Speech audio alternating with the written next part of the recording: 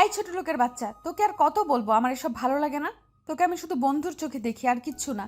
তারপরও কেন এসব নিয়ে পড়ে আছিস? কিন্তু ইভা আমি তো তোকে বলার আগে গালে আর দুইটা পড়লো। শোন শাহন, বন্ধু আসোস, বন্ধুর মতোই থাক। আর যদি না পারিস তাহলে আর আমার সাথে কথা বলা বা যোগাযোগ করিস না।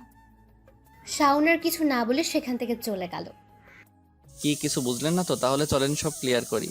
আমি সোহান আখন্দ, সবাই শাওন বলেই ডাকে। এবার ইন্টার প্রথম বর্ষের ছাত্র, বাবা মার ছোট ভাই সিয়ামকে নিয়ে আমাদের ছোট পরিবার। আর এতক্ষণ যার থাপ্পড় খাচ্ছিলাম সে হলো আমার বেস্টর নুসরাত জাহান ইভা। ইভাকে আমি খুব ভালোবাসি, সে ছোটবেলা থেকেই, যখন ক্লাস 7-এ পড়তাম। ইভাকে বিভিন্নভাবে বোঝানোর চেষ্টা করি কিন্তু সে প্রতিবারই আমাকে ইগনোর করে গেছে, কিন্তু আমি হাল ছাড়ি নাই, লেগেই আছি তার পিছে। এই নিয়ে আমি তাকে 7বার প্রপোজ করছি, সে প্রতিবারই আমাকে না করে গিয়েছে। আর আজ যা হলো তা তো দেখলেনি। এখন গল্পে ফেরা যাক। ভাবছি ইভাকে আর ডিস্টার্ব করবো না, বন্ধু আছি বন্ধুই থাক, না হলে এই অধিকারটা হারাবো। বাড়ি এসে রুমে শুয়ে আছি, কিছুই ভালো লাগছে না। মা এসে 2বার ডেকে গেছে দুপুরে খাবার খাওয়ার জন্য। কি রে, তোর কি কানে চায় না ডাক দিচ্ছে, নাকি তোর বাবাকে বলবো? বাবার কথা শুনে আমি তাড়াতাড়ি বিছানা থেকে উঠে পড়ি। মা তুমি যাও, আমি ফ্রেশ হয়ে আসতেছি। নিচে বাবাকে বলতে হবে না? এত করে ডাকলাম, উঠলে না, আর এখন বাবার কথা শুনতেই।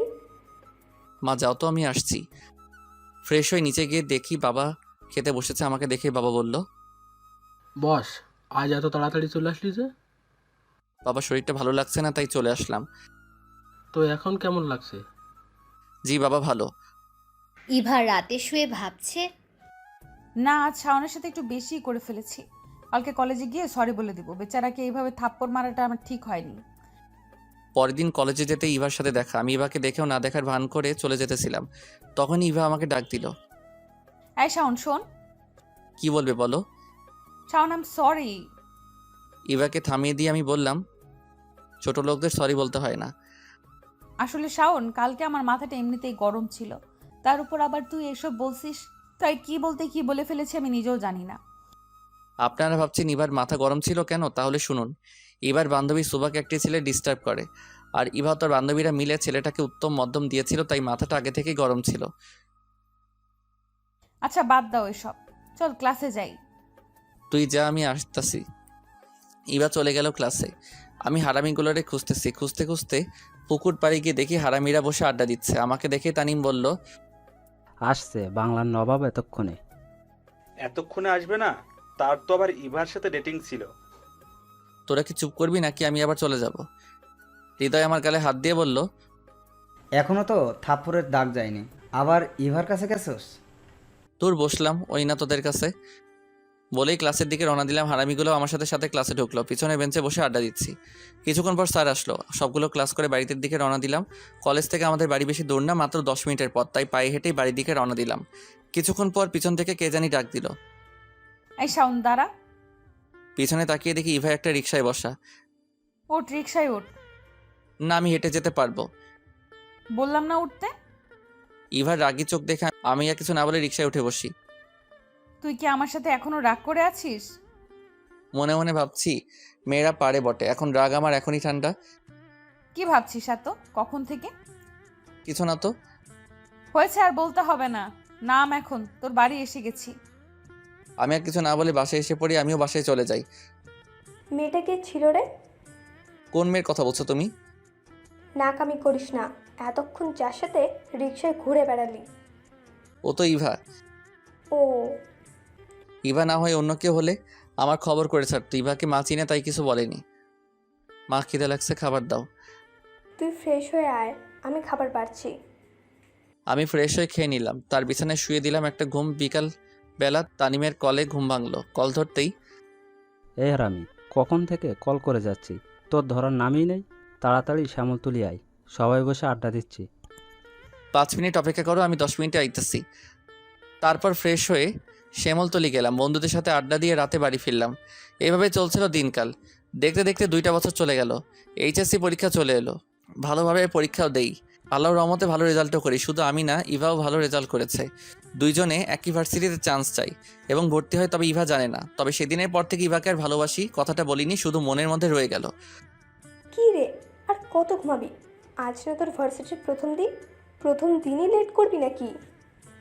মার কথা শুনে লাফ দিয়ে বিছানা হতে ওঠে। মা তুমি নাস্তা রেডি করো, আমি আসতেছি। ফ্রেশ হয়ে রেডি হয়ে নিচে গিয়ে দেখি বাবা খাবার টেবিলে বসে আছে। কি ঘুম ভাঙলো? জি বাবা।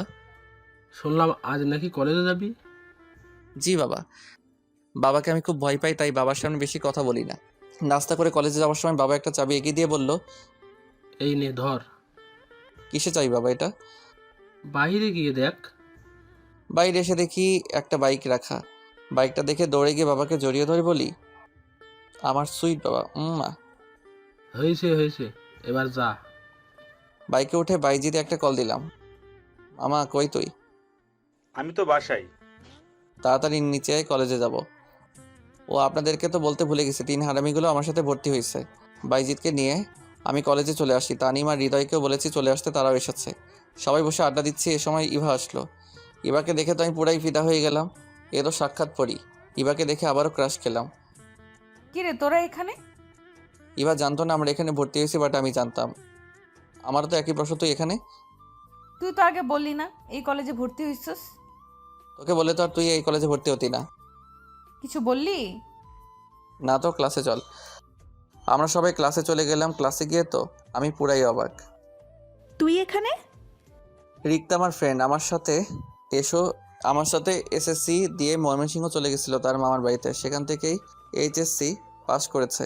রিক্তা আমাকে দেখে চিৎকার দিয়ে শাওন বলে জড়িয়ে ধরলো। আপনাদের বলে রাখি, রিক্তা আগে থেকে আমার প্রতি কিছুটা দুর্বল। কতদিন পর তোর সাথে দেখা, প্রায় 2 বছর। আর তোর নাম্বার বন্ধ কেন? আরে আস্তে আস্তে, আমার নাম্বার চেঞ্জ করেছি, তাই তুই কলে পাসনি। এরই মাঝে স্যার চলে আসলেন এবং প্রথম দিনের ক্লাস তাই পরিচয় পর্ব দিয়ে শুরু করলেন। প্রথমে স্যার তার পরিচয় দিলেন, তারপর একে একে সব ছাত্ররা পরিচয় দিল। ক্লাস শেষে ক্যাম্পাসে কিছুক্ষণ বন্ধুদের সাথে আড্ডা দিয়ে বাসায় আসার সময় হঠাৎ পিছন থেকে কে যেন বলে উঠল, কিরে বাইক কবে কিনলি? আমি পিছনে তাকিয়ে দেখি ইভা। আজকেই বাবা গিফট করলো। তো আমাকে কি লিফট দিবি না? কি তোকে না করেছি? ওঠ। ইভার বাসায় নামিয়ে দিয়ে আমি বাসায় চলে আসি। তারপর থেকে প্রায়ই আমি ইভাকে ড্রপ করে বাড়ি দিয়ে আসতাম। কলেজ, বাড়ি আর আড্ডা এইভাবে কেটে যায় আর 3টা মাস। সকালবেলা ফোনে রিংটোনে ঘুম ভাঙলো। রিসিভ করতেই, হারামি, তোর না 9টায় ক্যাম্পাসে থাকার কথা? সরি এখন কয়টা বাজে? কয়টা বাজে মানে? 9টা 30 বাজে। হৃদয়ের কথাটা শুনে আমার ঘুম চলে গেল। ফ্রেশ হয়ে নাস্তা না করে ক্যাম্পাসে চলে আসি। এসে দেখি সব ব্যবস্থা করাই আছে। আসলে আজকে হৃদয় এবার বান্ধবী শুভাকে প্রপোজ করবে, তাই এত কিছু। হৃদয় এবং শুভা দুইজনকে মনে হয় ভালোবাসে, কিন্তু এই ডাইনির জন্য কিচ্ছু করতে পারে না। এ পর্যন্ত যে ছেলে শুভাকে প্রপোজ করেছে সেই এবার হাতে কেলানি খেয়েছে, আর তাই বেচারা হৃদয় ভিতরে ভিতরে পুড়ে মরছে। তাই গতকালকে আমি বলেছিলাম এই ব্যাপারটা আমি দেখবো, তাই আজকে এই আয়োজন। ওই দেখ, ইভা শোভা গেট দিয়ে ঢুকছে। আচ্ছা, ইভাকে আমি দেখছি আর শুভাকে এখানে পাঠিয়ে দিচ্ছি বলে ইভার কাছে আসলাম। ইভা চলো ফুচকা খাওয়াবো। সত্যি তুই ফুচকা খাওয়াবি? জি মহারানী, এবার চলেন। এই শোভা তুইও চল। না শুভা থাক, শুভা তোমাকে হৃদয় ডাকছে। শুভা বুঝতে পেরে হারামিদের কাছে চলে গেল। এই তুই শোভাকে ভাগিয়ে দিলি কেন? আসলে আমার কাছে বেশি টাকা নাই, তাই তোর যদি শর্ট পড়ে ফুচকা, তাই তাকে পাঠিয়ে দিয়েছি। ডাহা মিথ্যা কথা, ইভা যাতে বুঝতে না পারে তাই এটা বললাম। ইভাকে নিয়ে আমি ক্যান্টিনে চলে আসছি। ইভা ইচ্ছা মতো ফুচকা খেলো। এদিকে শুভা হৃদয়ের কাছে আসলো। শোভা, তোমার চোখটা বন্ধ করো। কেন? আরে করতে বলছে, করেই দেখ না। শুভা চোখ বন্ধ করলে হৃদয় হাঁটু গেড়ে বসে গোলাপ ফুলটা শুভার সামনে ধরে। I love you Shobha, do you love me? Shubha চোখ খুলে তো অবাক। ক্যাম্পাসে সবার সামনে এভাবে প্রপোজ করে, কি বলবে বুঝে উঠতে না পেরে আই লাভ ইউ টু। সবাই হাততালি দিয়ে উঠলো। আমি আর ইভা এসে দেখি সবাই ক্লাসে চলে গেল। তাই ইভা বলে উঠলো, শাওন চল আজকে তোর বাইকে ঘুরি। আমি কিছু একটা ভেবে বললাম, চলো। কিছুক্ষণ ঘোরাঘুরি করে দুপুরে বাসায় চলে আসি। ফ্রেশ হয়ে দুপুরে খাবার খাই। হাতে কোনো কাজ না থাকায় বেলকনিতে বসে গল্প লিখতে শুরু করি। আর গল্প লিখতে বসলেই কেন জানি না ইভার কথা মনে পড়ে। পড়বেই বা না কেন, আমার গল্প তো শুধু ইভাকে ঘিরে। ইভার কথা মনে পড়তে ইভাকে একটা কল দিলাম, ধরলো না। কি ব্যাপার ইভা, কল ধরলো না কেন? আবার দিলাম, ধরলো না। 10 বারের মাথায় কল ধরলো। ইভা কল ধরছিলে না কেন? তুমি ঠিক আছো? একটা কাজ করছিলাম। ইভা তোর কণ্ঠ এমন লাগছে কেন? সত্যি করে বল, তুই ঠিক আছিস? আচ্ছা পরে কথা বলি, আমার ভালো লাগছে না। ইভার কথা শুনে বুঝলাম কোনো একটা গন্ডগোল আছে, কিন্তু কি? আমাকে যে করেই হোক জানতে হবে। বেলকনি বসে থাকতে আর ভালো লাগছে না, তাই বাসার বাইরে চলে আসি আমি। হারামিতে কল দিয়ে বলি সেমতলি আসতে। সেমতলি হলো আমার বন্ধুরা বসে যে জায়গায় আড্ডা দেয় সেই জায়গার নাম। কিছুক্ষণ পর সব হারামিরা চলে আসলে জমিয়ে আড্ডা দেই। বাসায় ফিরি রাত 10টায়। অবশ্য আম্মু একটু বকা দিয়েছিল, কিন্তু আব্বুর জন্য বেঁচে যাই। ফ্রেশ হয়ে রাতের খাবার খেয়ে শুয়ে ভাবছি এবার কি হলো। এবার কথা শুনে মনে হলো এবার কিছু একটা নিয়ে টেনশনে আছে। না, এসব ভেবে এখন আরামের ঘুমটা হারাম করব না। কালকে ইভার কাছ থেকে সব জেনে নেব। পরের দিন ক্যাম্পাসে একা একা বসে আছি। ইভার বিষয়টা নিয়ে টেনশন হচ্ছিল, তাই আগে কলেজে এসে পড়ি। হারামিগুলো এখনও আসেনি। গেটের দিকে তাকাতেই দেখলাম ইভা আসতেছে। ইভা আমাকে দেখে সোজা আমার কাছে আসলো। কিরে, কালকে তোর কি হয়েছিল? ইভা একটি কার্ড এগিয়ে দিয়ে বলল, আগে এটা ধর, কিসের কার্ড এটা? খুলে দেখ। কার্ডটা খুলেই যেই কার্ডের দিকে তাকালাম, আমার মাথায় যেন আকাশ ভেঙে পড়লো। আমি বাকরুদ্ধ হয়ে গেলাম। এটা কি? কেন, আমার বিয়ের কার্ড। কই, আগে তো কিছু জানাসনি। আসলে কালকে কলেজ থেকে বাড়ি ফিরেই দেখি আমাকে নাকি দেখতে আসবে, আর পছন্দ হলে আংটি পরাবে।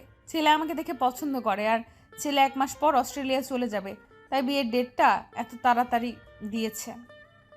তুই বিয়েতে রাজি? আসলে প্রথমে একটু রাগ হয়েছিল এত তাড়াতাড়ি বিয়ে, তারপর ভাবলাম বিয়ে তো একদিন করতেই হবে, তাই রাজি হয়ে যাই। আচ্ছা তুই থাক, আমি যাই, সবাইকে কার্ড দিতে হবে।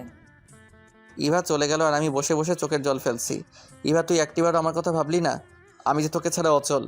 আমি যদি তোকে না পাই তাহলে তো আমার জীবন অপূর্ণ থেকে যাবে। এসব কথা ভাবছি আর চোখের জল ফেলছি। কিছুক্ষণ পর বন্ধুরা এসে দেখে আমি কাঁদতেছি। কিরে, কি হয়েছে? কাঁদতেছিস কেন? কিরে বল, কি হয়েছে? কে কি বলেছে? ইভার বিয়ে ঠিক হয়ে গেছে। মুহূর্তের মধ্যে সবার মুখ কালো হয়ে গেল। কি বলিস? কবে বিয়ে? 1 সপ্তাহ পর। তুই যে ইভাকে ভালোবাসিস এ কথা ইভাকে বলিসনি? না রে, এঙ্গেজমেন্ট হয়ে গেছে। 1 সপ্তাহ পর বিয়ে। কি করি এখন এসব বলি? আচ্ছা, ক্লাসে চল, পরে দেখা যাবে। না রে, তোরা যা, আমি বাসায় যাব। আচ্ছা, সাবধানে যাইস। বাসায় এসে রুমে শুয়ে কাঁদতে কাঁদতে কখন যে ঘুমিয়ে গেছে মনে নেই। বিকালে বন্ধুরা শ্যামলতলি যাওয়ার জন্য বলেছিল, আড্ডা দেওয়ার জন্য, কিন্তু আমি যাইনি। দেখতে দেখতে কেটে গেল আরও 3টা দিন। আমি 3 দিনে কলেজে যাইনি, ঠিক মতো খাওয়া দাওয়া করিনি, একেবারে ভেঙে পড়ি। আজ বন্ধুরা সবাই এসেছে আমায় দেখতে। কিরে, তুই কলেজে যাস না কেন? আরে মেয়ে একটা গেলে 10টা পাবি। আমি তো ইভাকে বলতে পারবো না রে। এভাবে আর চলতে দেওয়া যায় না, কিছু একটা করতে হবে। কিছুক্ষণ আড্ডা দিয়ে বিকালের দিকে বন্ধুরা চলে যায়। রাতে খাবার টেবিলে সবাই খেতে বসলাম। এই সময় বাবা বলে উঠলো, কি রে, ইবা মামুনির বিয়ে তুই তো একবারও বলিসনি। ও বলা হয়নি। ইভার বাবা আর আমার বাবা ছোটকালের বন্ধু। ইভাকে বাবা খুব আদর করে। শোন, কালকে আমরা সবাই রহিমের বাড়ি যাব। রহিম হলো ইভার বাবা। আমি যেতে পারবো না। কিভাবে যাব? নিজের ভালোবাসার মানুষকে অন্য কেউ নিয়ে যাবে, এটা আমি নিজ চোখে দেখতে পারবো না। কেন, ইবার সাথে ঝগড়া করেছিস? আমি কোনো কথা শুনতে চাই না। কাল ইবার গায়ে হলুদ, আমাদের সবাইকে যেতে হবে। বাবা কথাটা বলে উঠে গেলেন। পরের দিন বিকালে ইভাদের বাড়ি যাই। গিয়ে দেখে হারামিগুলোও এখানে। মন চাইছিল সব কয়টাকে কুচি কুচি করে নদীতে ভাসিয়ে দেই। আমি কষ্টে মরি, আর সারা রাত নাচতে নাচতে বিয়া খেতে এসেছে। কিছুক্ষণ পর বন্ধুরা আমার কাছে এলো। কিরে, জিএপির বিয়ে খাতে আইসস? বলেই হারামিরা কি হাসি দিল। রাগে আমার গা জ্বলে যাচ্ছিল। তোর মোবাইলটা দে তো। আমি আমার মোবাইলটা দিলাম হৃদয়কে। শালা শেয়ারে কি জানি নিল, তারপর আমাকে মোবাইলটা দিয়ে বলল, আচ্ছা, তোর জিএফের বিয়া তুই খা, আমরা গেলাম। বলে হারামিরা আমাকে রেখে চলে গেল। যাক, ভালো হয়েছে। হারামিরা এমন কথা বলতো, এতে আমার কষ্ট আরও বাড়তো। আমি ইভার রুমে গিয়ে দেখি ইভাকে গায়ে হলুদের সাজ সাজাচ্ছে। আমাকে দেখি ইভা বলে উঠল, শাওন, আমাকে কিরকম লাগছে? অসম্ভব সুন্দর, যেন আকাশ থেকে নেমে আসা কোনো হলুদ পরি, যার চোখের দিকে তাকিয়ে কয়েক যুগ পার করে দেওয়া যাবে, তবুও তাকে দেখা শেষ হবে না। আমাকে থামিয়ে দিয়ে ইভা বলল, হয়েছে হয়েছে, আর বলতে হবে না। বলতে কই দিলি তুই? ইভার সাথে আর কিছুক্ষণ কথা বলে চলে আসি। কথা বলে বুঝলাম ইভা বিয়াতে খুব খুশি। আমার যে কষ্টে ভিতরটা ফেটে যাচ্ছে তা বুঝতে দিলাম না। রাত 8টায় গায়ে হলুদের অনুষ্ঠান আরম্ভ হয়। আমার খুব কষ্ট হচ্ছিল, তাই বাহিরে চলে আসি। দোকান থেকে 1 প্যাকেট সিগারেট কিনলাম। আগে কখনো সিগারেট খাইনি, শুনেছি সিগারেটের ধোঁয়ার সাথে নাকি মনের কষ্ট উড়ে যায়। এক টান দিতে কাশতে কাশতে দম শেষ। তারপরও খেলাম। তারপর ইভাদের বাড়ি না গিয়ে আমাদের বাড়ি চলে আসি। আমার মোবাইলটা অফ করে রাখি। তারপর রুমে বসে একটার পর একটা সিগারেট খেতে থাকি। রাতটা কোনো মতে পার করি। সকাল 8টায় ঘুম ভাঙলে মোবাইলটা অন করি। মা 200 মিস কল, সবগুলো দিয়েছে বাবা মা আর ইভা। আপনারা ভাবছেন মোবাইল বন্ধ থেকে কিভাবে দেখলাম 200 মিস কল? আরে ভাই, আমার মোবাইলে মিস কল অ্যালার্ট চালু করা। মোবাইলটা খাটে রেখে ফ্রেশ হতে গেলাম। ফ্রেশ হয়ে এসে দেখি আবার বাবা 5টা কল দিয়েছে। মোবাইলটা হাতে নিতেই আবার বাবার কলটা ধরতেই, এই হারামজাদা, কখন থেকে কল করছি, ধরিস না কেন? জি বাবা, ওয়াশরুমে ছিলাম। কই তুই এখন? কালকাতে মানুষের হাঙ্গামায় ভালো লাগছিল না, তাই আমাদের বাসায় চলে আসি। ভালো লাগছিল না তো আমাদের বলে যেতে পারতি। আর শোন, তাড়াতাড়ি তুই রহিমের বাসায় আয়। জি বাবা, আসতেছি।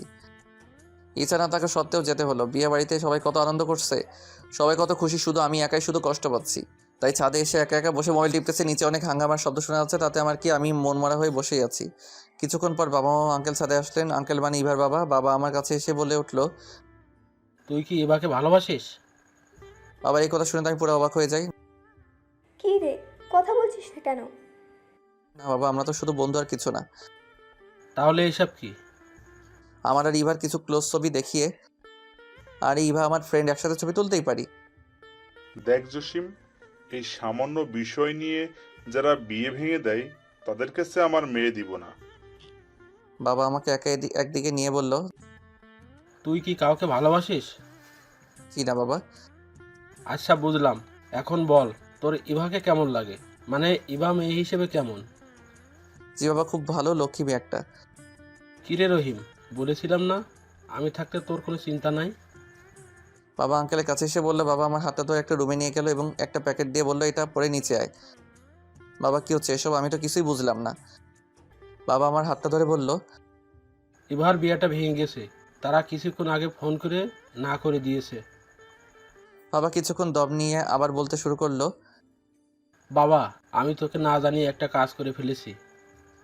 কি কাছে বাবা? আর তুমি এভাবে বলতেছো কেন? ইভা মামুনির সাথে তোর বিয়ে হবে এখন।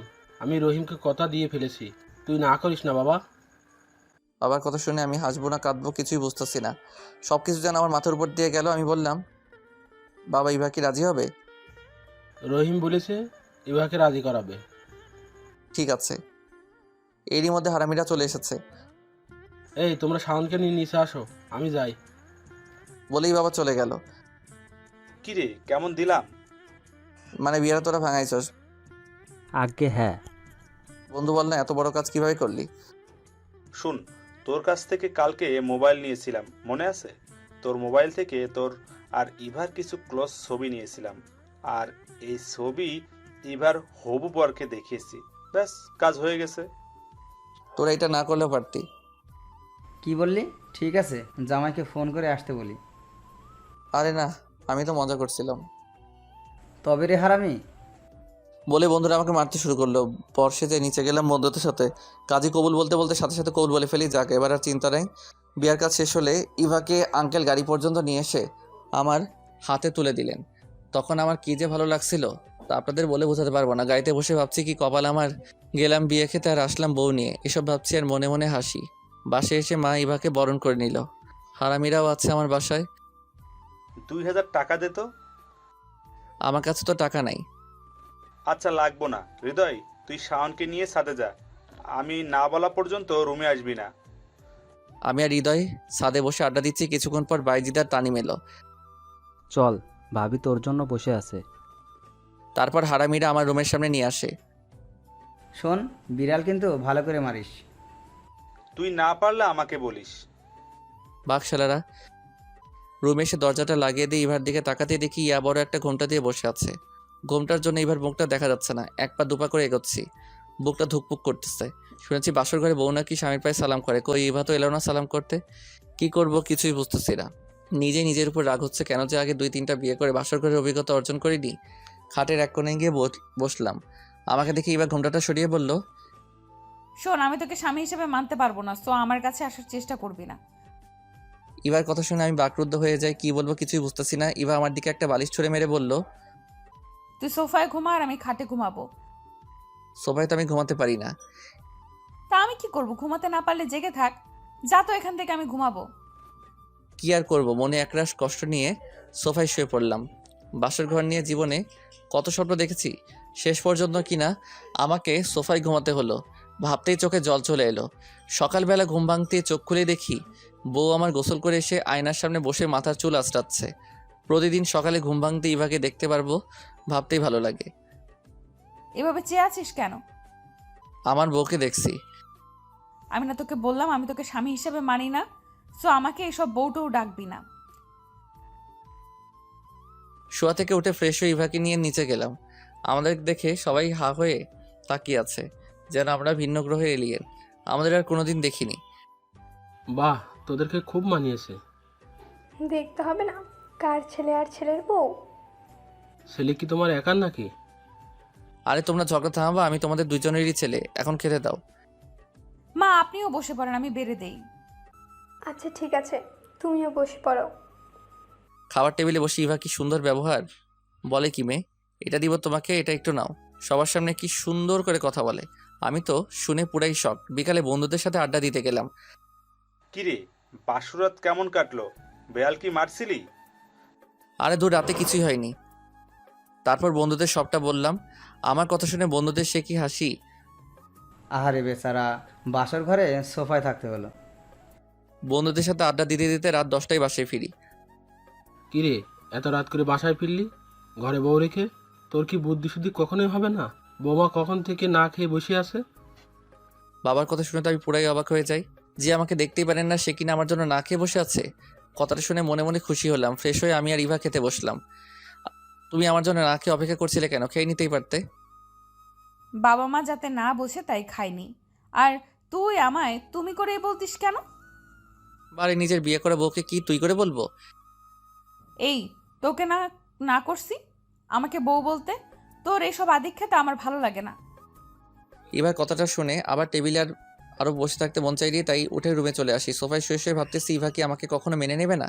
তাহলে আমাকে বিয়েটা করছিল কেন? কিছুক্ষণ পর ইভা রুমে এসে শুয়ে পড়লো। সকালবেলা খুব ভোরেই আমার ঘুম ভাঙলো। ইভা এখনো ঘুমাচ্ছে। ঘুমালে মেয়েটা কিরকম বাচ্চা বাচ্চা লাগে। ইভাকে দেখে নিজেকে আটকে রাখতে পারলাম না।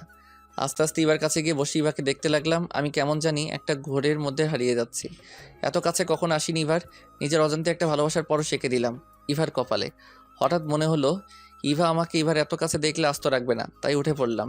ফ্রেশ হয়ে একটু বাইরে গেলাম হাঁটাহাঁটি করতে। 8টার বাসায় ফিরি। কি রে, এত সকাল সকাল কই গেছিলি? এই তো একটু হাঁটাহাঁটি করতে। খেতে দাও তো, খিদে লাগছে। ফ্রেশ হয়ে আয়। তারপর ফ্রেশ হয়ে এসে একসাথে সবাই খেতে বসেছি। মা, আমি আজ কলেজে যাব। ইভাও কি যাবে? মা আমিও যাব। ঠিক আছে, শাওনের সাথে যাস। শুন, বৌমাকে সাথে করে নেবে, আবার সাথে করে নিয়ে আসবে। ঠিক আছে মা। আমি কলেজে যাবার জন্য রেডি হয়ে নিচে দাঁড়িয়ে আছি। ম্যাডামের এখনো আসার কোনো নামগন্ধ নাই। কিছুক্ষণ পর সিঁড়ির দিকে তাকিয়ে হা হয়ে যাই। আমি কাকে দেখছি? ইভা একটা কালো শাড়ি পরেছে। এর আগে কোনোদিন মেয়েটির শাড়ি পরতে দেখিনি। এত সুন্দর লাগছিল তা বলে বোঝাতে পারবো না। তাই হা করে তাকিয়ে ইভাকে দেখছি। ইভা যে কখন আমার কাছে চলে আসে বুঝতেই পারিনি। মুখ বন্ধ কর, নইলে মুখে মশা ঢুকবে। ইভার কথায় আমি কিছুটা লজ্জা পেয়ে বললাম, চলো দেরি হয়ে যাচ্ছে। বাইকে করে দুইজন কলেজে গেলাম। গিয়ে দেখে হারামিরাও এসেছে। সবাই বসে আড্ডা দিচ্ছি। এরই মাঝে রিক্তা আসলো। এতদিন কলেজে আসছো নাই কেন? এমনিতেই কাজ ছিল বাড়িতে। ও, এখন কাজ শেষ হয়েছে? হুম। তারপর সবাই বসে কিছুক্ষণ আড্ডা দিয়ে ক্লাসে চলে আসি। ক্লাসে এসে দেখি ইভা ক্লাসে নেই। কিছুক্ষণ পর স্যার আসে ক্লাসে। এখনও ইভার আসার নাম নেই। ক্লাস শেষে বাইরে গিয়ে ইভাকে খুঁজতে লাগলাম। খুঁজতে খুঁজতে ক্যান্টিনে গিয়ে দেখি ইভা একটি ছেলের সাথে হাসাহাসি করে কথা বলছে। দেখে আমার খুব রাগ হচ্ছিল, কিন্তু এখানে কিছু বলা যাবে না। যা বলার বাড়িতে গিয়ে বলবো, তাই আগে সেখান থেকে চলে আসি। কলেজ শেষে ইভার জন্য দাঁড়িয়ে আছি। ইভা এখন আসার নাম নাই। প্রায় 20 মিনিট পর সেই ছেলেটির সাথে ইভা আসলো। ছেলেটিকে বিদায় দিয়ে আমার কাছে আসলো। চল। আমি আর কিছু না বলে আগে বাইক স্টার্ট করে দিয়ে বাসে চলে আসি।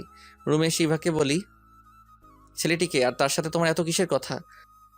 ছেলেটি যেই হোক, তোকে বলতে যাব কেন?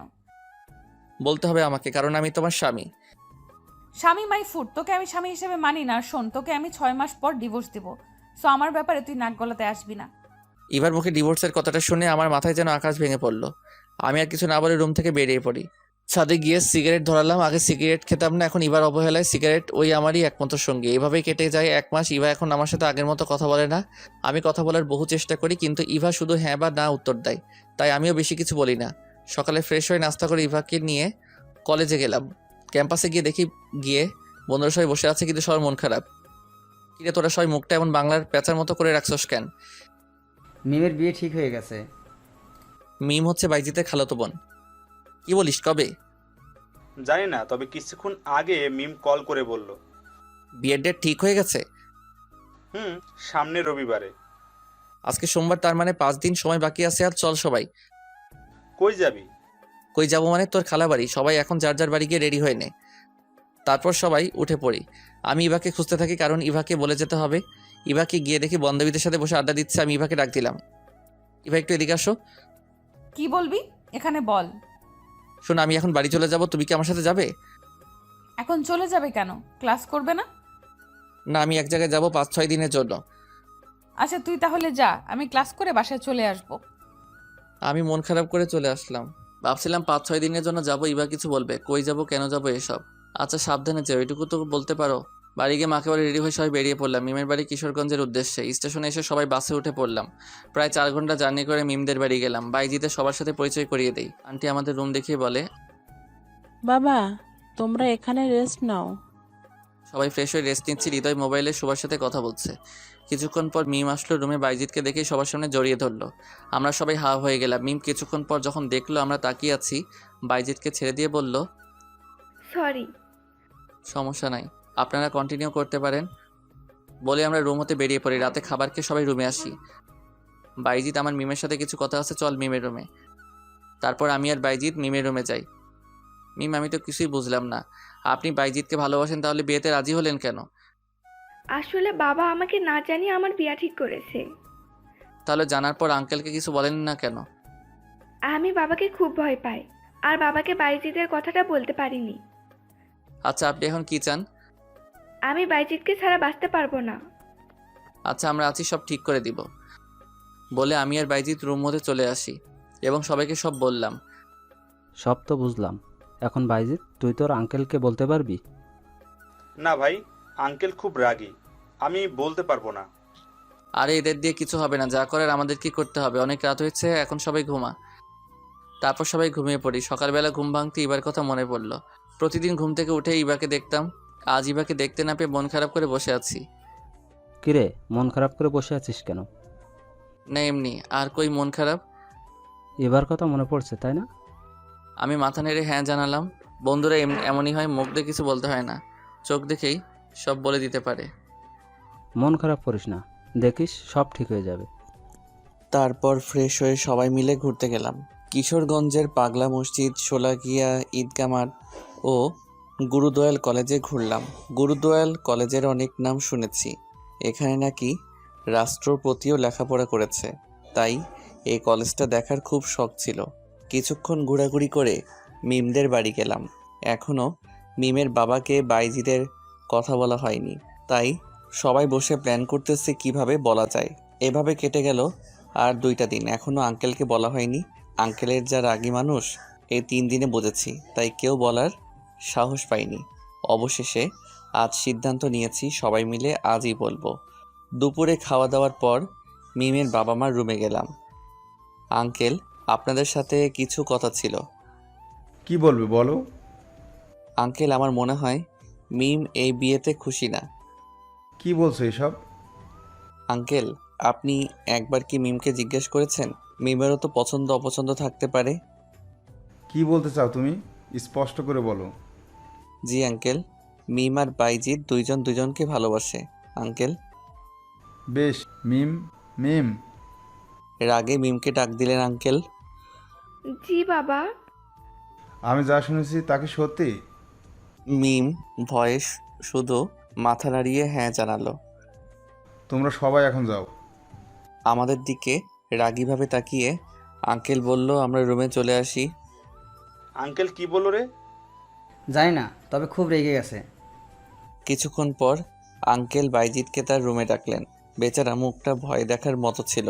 বাইজিৎ আঙ্কেলের রুমে গেলে কি বলবো জানি না, তবে বাইজিৎ আর মিমকে রুম থেকে দেখছি হাসি মুখে বের হচ্ছে। কিরে আঙ্কেল, কি বলবো? আঙ্কেল আমাদেরকে মেনে নিয়েছে। সত্য। আমাকে ডেকে নিয়ে প্রথমে খুব বকাঝকা করলো, আগে কেন বলিনি তার জন্য। তারপর আঙ্কেল বলল আর 2 দিন পর বিয়ে, এখন আর সম্ভব না। তারপর আমি আর মিম আঙ্কেল পায়ে ধরে কান্নাকাটি করি, তখন আঙ্কেল আমাদের মেনে নিয়েছে। তার মানে কালকের দিন পর তোদের বিয়ে? না রে, আঙ্কেল বললো আমার লেখাপড়া শেষ করে তারপর বিয়ে। বিয়ে পরে হবে তাতে কি, এখন তো প্রকাশে প্রেম করতে পারবি। আচ্ছা শোন, বিয়ে যখন হবে না তাহলে আমরা বরং আজকেই চলে যাই। আজকে দিনটা থাকি না, কালকে না হয় চলে যাব। আচ্ছা বুঝছি, আর বলতে হবে না। পরের দিন সকালে আমরা সবাই বাড়ির দিকে রওনা দেই। দুপুরে বাসায় এসে পৌঁছাই। দরজায় কলিং বেল দিতেই মা এসে দরজা খুলে দিল। মাকে দেখে জড়িয়ে ধরি। কেমন আছো মা? ভালো, যা ফ্রেশ হয়ে খেতে আয়। ফ্রেশ হয়ে এসে আমি আর মা খেতে বসি। শোন, বিকালে গিয়ে ইভাকে নিয়ে আয়। কেন? আর ইভা কই গেছে? কেন, তুই জানিস না ইভা তোকে কিছু বলেনি? না, ইভা তো কিছু বলেনি আমাকে। তুই চলে যাওয়ার পর তো ইভাও তার বাড়িতে চলে গেছে।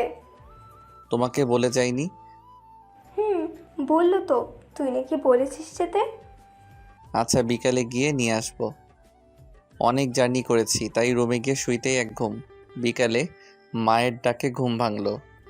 কি রে, তুই না ইভাকে আনতে যাবি? আচ্ছা, তুমি যাও, আমি ফ্রেশ হয়ে যাচ্ছি। তারপর ফ্রেশ হয়ে বাইকটা নিয়ে ইভাদের বাড়ি গেলাম। অনেক দিন বাইকটা ধরা হয়নি, তাই বাইকেই গেলাম। কলিং বেল বাজাতেই শাশুড়ি আম্মা দরজা খুলে দিলেন। আমি শাশুড়ি আম্মাকে সালাম করলাম। তারপর শাশুড়ি আম্মার সাথে কিছুক্ষণ কথা বলে ইভার রুমে গেলাম। গিয়ে দেখি ইভা শুয়ে আছে, তাই ইভার পাশে গিয়ে বসলাম। এই কয়দিন ইভাকে দেখতে পারিনি, তাই মন ভরে দেখতে লাগলাম। হঠাৎ কারো শব্দে আমার ধ্যান ভাঙলো। তুই কখন এলি? এই তো কিছুক্ষণ হলো। রেডি হয়ে নাও, মা পাঠিয়েছে তোমাকে নিয়ে যেতে। আচ্ছা তুই নিচে যা, আমি রেডি হয়ে আসতেছি। আমি নিচে গিয়ে শাশুড়ি আম্মার সাথে বসে কথা বলতেছি। কিছুক্ষণ পর ইভা আসলো। আমি ইভাকে নিয়ে বাইকে করে বাসায় চলে আসি। পরের দিন ইভাকে নিয়ে কলেজে যাই।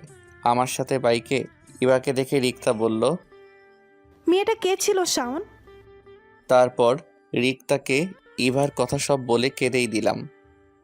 এ ব্যাপার।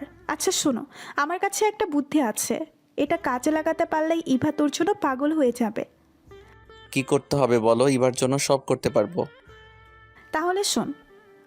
রিক্তা কি বলেছে গল্পের সাথে থাকেন, জেনে যাবেন।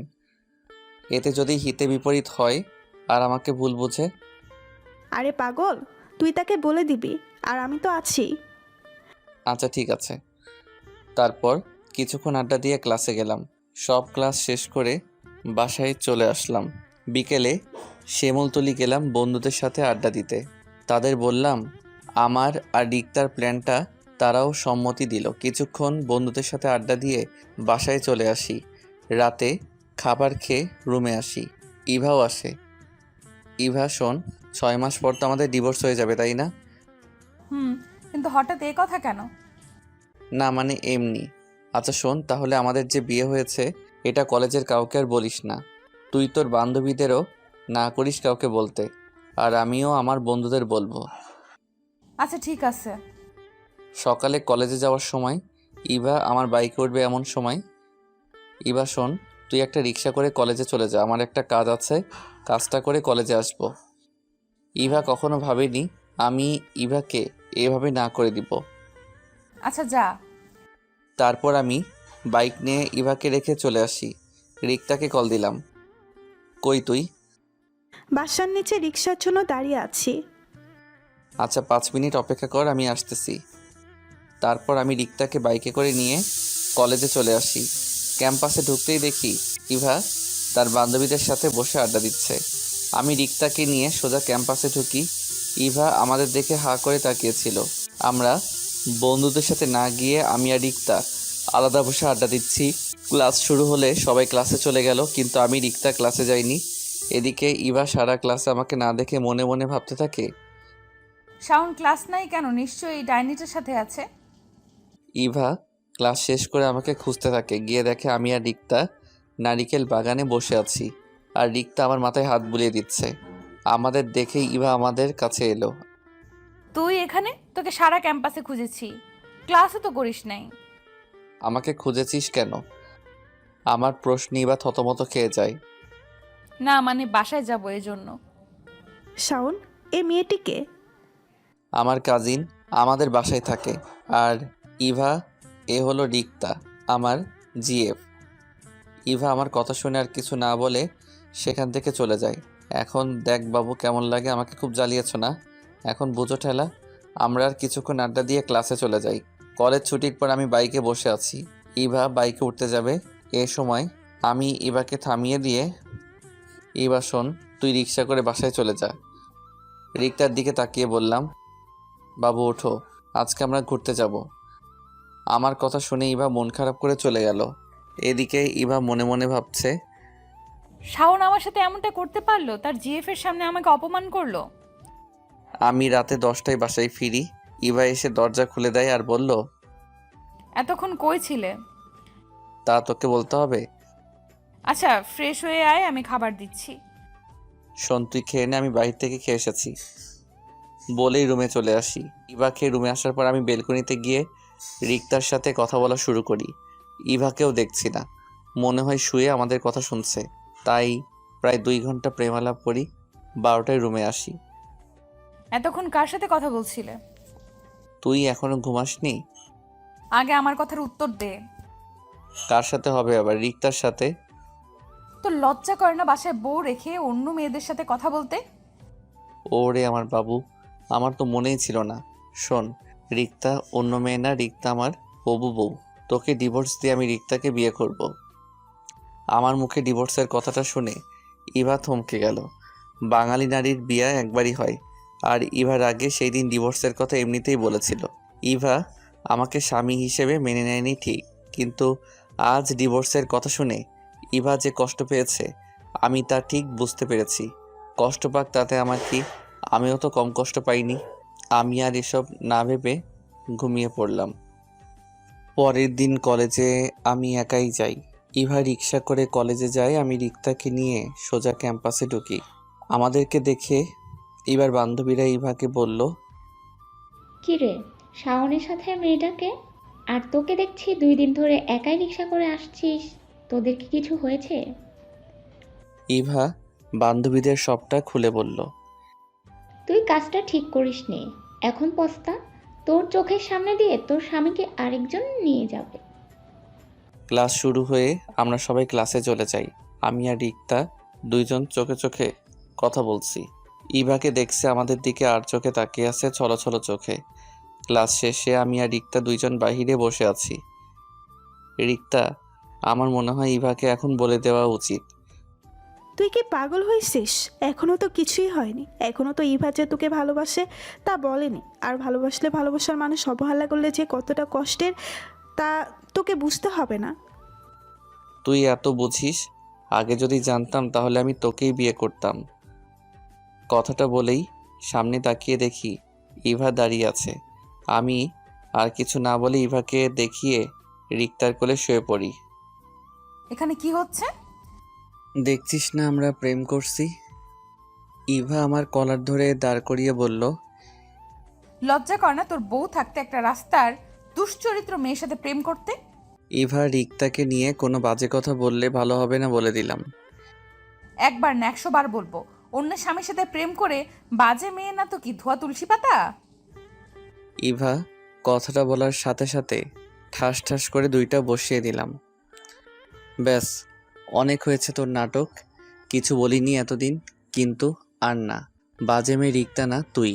আর কিসের স্বামী স্বামী করিস? বিয়ার পরে একটিবার ভালো করে কথা বলেছিস আমার সাথে? বিয়ার পরে কলেজের এক বড় ভাইয়ের সাথে তুই কি করেছিলি? কলেজ ছুটির পরও তো তোর জন্য আমাকে আধা ঘন্টা দাঁড়িয়ে থাকতে হতো। আমি এসব ভুলে গেছি ভাবছিস?